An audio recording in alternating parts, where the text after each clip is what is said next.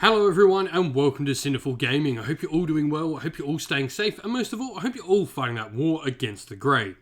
Today's video we're going to talk getting started with Warhammer Age of Sigmar, and today we're taking a look at the Lumineth Realm Lords, and in particular the Zytrek sub-faction.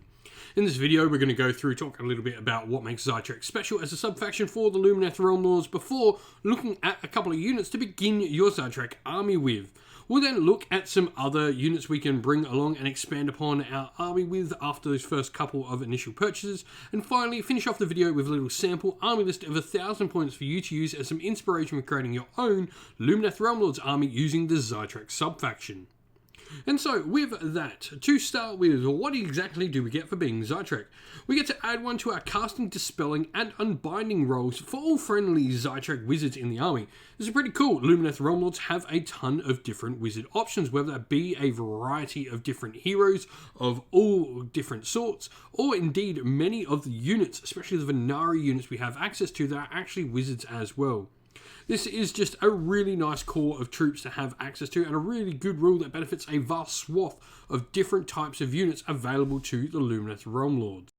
And so we look at where to start with our Zytrek army. And to start with, I really like the Sigmar Enlightener. This is the brand new Lumineth Realm Lords hero that's come out in the launch box, and hopefully we'll get the miniature available for it soon. But you can go find this miniature on eBay, on buy swap sell groups. You'll be able to find one of these, or convert up one. I know Miari from Miari's Purifiers makes a really good stand-in for this miniature, though this miniature is really nice as well, so I understand if you want to go grab the exact one. It's a 2 cast and 2 unbind wizard, which straight away is just really good. It's got the Deep Thinker's ability, which a lot of different scenario wizards will have, where once per battle in your hero phase, when the unit attempts to cast its first spell for the phase, it can say it is automatically cast, and is cast with a 9 that cannot be modified, but it can be unbound. This is pretty cool, being able to just say, I've got a 9, your opponent's got no cast left, or your opponent's just got an army that can't really deal with that, is pretty cool. Or just even being able to draw out, an auto dispel or something out of your opponent. Now we've also got the Rune of Enthalai as well, where once per turn, if this unit successfully casts a spell from the Law of Haish, which could be the one you use from Deep Thinkers, and that spell is not unbound, you can roll a dice, and after the effect of that spell has been resolved. On a 3+, you immediately resolve the effect of the spell for a second time, but you cannot pick the same target to be picked for the spell as you did for the first time. So you have to pick 2 different units, but on a 3+, you potentially get, twice the effectiveness out of your spell. Is really cool. Now, it's got its own spell as well, which is called Twin Tether. It's a spell that has a casting value of 6 and a range of 12 inch. If successfully cast, you pick an enemy unit within range and visible to the caster, and until your next hero phase, each time a wound or mortal wound is allocated to this caster, your opponent has to allocate a wound or mortal wound to that enemy unit. Really good if your opponent's thinking of maybe trying to overkill your hero. It could be really cool to deal some damage back to them, or they're big pieces on 3 or 4 wounds left. Tie your opponent's units to this, and if they go and try and kill your Enlightener with it, you potentially are going to take off those last 3 or 4 wounds off your opponent's hero as well. I think this is just a solid hero all round. Now, to go along with this model, I think a great start is the Venari Aurelin Wardens. These are your standard sort of battle line troops, 4+ save, a single wound each, bravery 6. They've got their Warden's Pikes, which are a nice 3-inch range and actually are really, really long. 2 attacks, 3s and 4s, no rend, damage 1. They're a wizard in themselves as well, so long as they've got 5 models in the unit, and the champion of the unit counts as being the wizard. Now, they've got Sun Metal weapons. This allows them to do mortal wounds on hit rolls of a 6. However, the attack sequence ends when they do so. And they've got a couple of extra abilities like Shining Company, which is something a lot of Venari units have. We subtract 1 from hit rolls for attacks that target this unit if the base of each model in this unit is touching the base of 2 or more other friendly models. And the Wall of Bladeswell, which is specific to the Venari Aurelin Wardens, where if the target unit has made a charge move in the same turn, you add 1 to wound rolls for attacks and increase their rend by 1, so they're actually better receiving a charge. Now, the Power of Haish is a spell that a lot of different Venari units have as well, and I'll talk about other units having both this and Shining Company in the next slide as well. But what this does, it effectively turns those mortal wounds from your Sun Metal weapons working on 5s and 6s rather than just 6s. Now, looking at where to go next, and Venari Orlan Sentinels are definitely a place to look next. These are your standard Venari archers. They have a 5-up save, single wound, bravery 6. They've got 2 different varieties of weapons they can use, either their aim shot with their bow, an 18-inch range, 3s and 4s range 1 damage 1, or a lofted shot at 24-inch with 1 shot, 4s and 4s no range damage 1. Now, they are a wizard with the same rules that apply to the Venari Orlan Wardens as well. And they do have Shining Company and Sun Metal weapons, which applies to their bows as well. And they can also cast Power of Haiish, the spell to increase those Sun Metal weapons' power.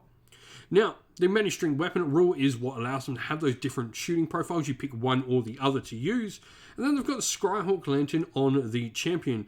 You add 6 inches of the range characteristic of the unit's lofted bows while they're within 12 inches of any other friendly Orlan Sentinels, or indeed any Star Shard Ballistas as well.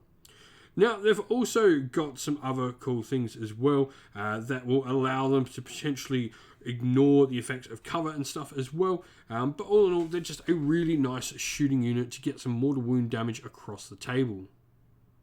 Now, next to them, we have the Venari Blade Lords. Venari Blade Lords, I think, are an interesting unit. They're a much more elite style of unit, and they've got a couple of different weapon options they can pick from. A couple of different attack options, rather. Now, they've got Shining Company, like we've already been through, and Sun Metal weapons, but their Swordmaster ability allows them to, each time they fight, you can choose either Perfect Strike or Flurry of Blows.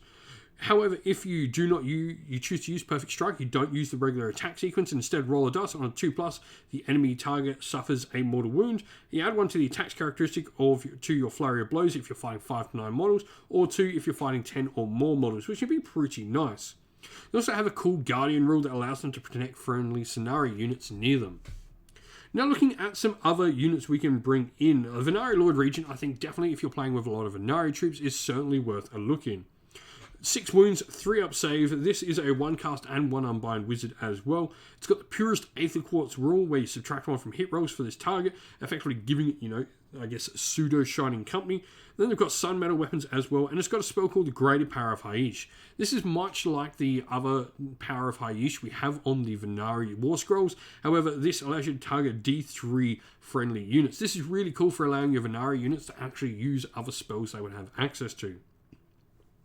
Now, lastly, I think Endless Spells definitely have a place in a Lumineth army in this particular subfaction.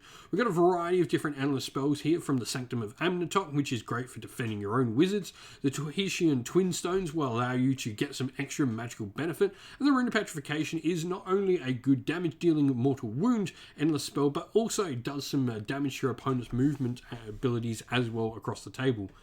On top of this, the regular generic Endless Spells, I think, whether the Malign Sorcery ones and things like the Horrorghast and Launch on the Soulseeker, or indeed things like Aether Void Pendulum and the Purple Sun, are all really good shouts for playing in this particular subfaction. Now, looking at a sample army here, we've gone with Zytrec in Haiish, obviously for the Lumineth Realm Lords. Now, the grand strategy we've gone for is defend what's ours. This one means we're not going to allow opponents' units to be in our territory at the end of the game. I think this is generally one that's a bit better for the Lumineth Realm Lords, where if you go up in points, there's definitely some Lumineth Realm Lord specific ones that will definitely come in handy. But I think at the start, this is probably a good one. You're not going to be the fastest moving army in the game, even with some of the spells we picked. You're not that fast with the army we've put on the table, so I think being able to remove our opponent's units from our territory is probably the way to go. Now, the Venari Lord Regent, he is going to be our general. I'm going to command trait Master of Magic. This allows him to reroll 1 casting, unbinding, or dispelling roll per turn. And he's also got the Arcane Tome, which will allow him to cast an extra spell. It's actually better than the Silver Wand. If you're wanting to get more spells into your wizard, Silver Wand is definitely a good second pick. The Silver Wand only allows you to cast an extra spell, not dispel and all that. Now, we've got Protection of Haiish, which is the ability to give a 5-up ward to nearby friendly models. And then we've got a Cenari Enlightener with Total Eclipse, which I think is just a must-have spell for your Lumineth Realm Lords. What this does is force your opponent, all of their command now cost 2 command points rather than 1. Battleline wise, we've got 2 units of Venari Orlan Wardens and a unit of Venari Orlan Sentinels. All these units are going to be in Expert Conquerors. I think this is just a really solid battalion. We're not going to probably need with the Mortal Wound output. I don't think we get a lot out of Bounty Hunters with these particular units. If you're running something like Dawn Riders, maybe that's a better play, or more Blade Lords in your force. Definitely they will get a bit more out of the extra damage with the amount of attacks they can put through. But generally, you're going to lose out on those extra damage attacks when you start dealing mortal wounds. Now, we've gone for the spell on all 3 of those said units as Speed of High-ish. What this allows us to do is double the unit's movement. This is really good. It means all these units potentially have a 12-inch movement. We've got Fenaiv no Blade Lords. They're going to protect our Solarian Lightner, who's a really good piece. And then we've got 2 endless spells in the Rune of Petrification and the Horrorghast there as well. I think both of these are just really solid pieces to play with for your army. Horrorghast, stopping your opponent being able to take battle shock tests and pass with bravery tests automatically is really good. And Rune of Petrification is just nice. We've spent a perfect 1,000 points, meaning there's no triumph in the army, 51 wounds, 6 drops, no reinforced units, and no allies in our army. If you've got some thoughts on a Zytrec magic heavy army for Lumineth Realm Lords, let us know down in the comments below what your plans are. Well, that's the end of the video. Thank you all for watching. We hope you enjoyed. If you did, please don't forget to leave a like and subscribe to the channel. And also drop us a comment down below letting us know what you enjoyed about the video.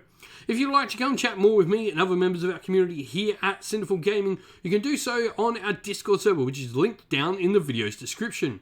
If you'd like to help support the channel more, you can do so either by Patreon or YouTube members, or going to our Teespring store, all of which are linked down in the video's description as well. As a special thank you to our patrons and YouTube members, we'd like to give you all a shout out. So, a special Patreon shout out to Christian Weir, Soren, Kenny Lyle, Aaron Shot First, Andrew Bowen, Nathan Fee, The Rising Ape, Q Dynamic, Anthony B, JJ Austrian, Average Wargamer, Domir, Mark Harvey, James Cater, Derek, Bloobs, Benjamin Suarez, and Red Martin. And as thank you to our YouTube members as well, Green Roots Gaming, Kenton Young, Ronya, Lock Lorick, The Johnny 84, David Ellsworth, Wolfric Nick, Broken Chef, Ariana Edwards, Revenar, Pink, Nico Fire, Robin Mankiller, Monty's Tabletop Terrain, John Castle, and Davis Wire. Special thanks also to Lady Witchfox Art, who does all the amazing artwork you see on the channel, like you can see pictured here on this slide. Thank you once again for watching, everyone. Stay safe, stay well, and most of all, keep fighting that war against the Grey. Ciao for now.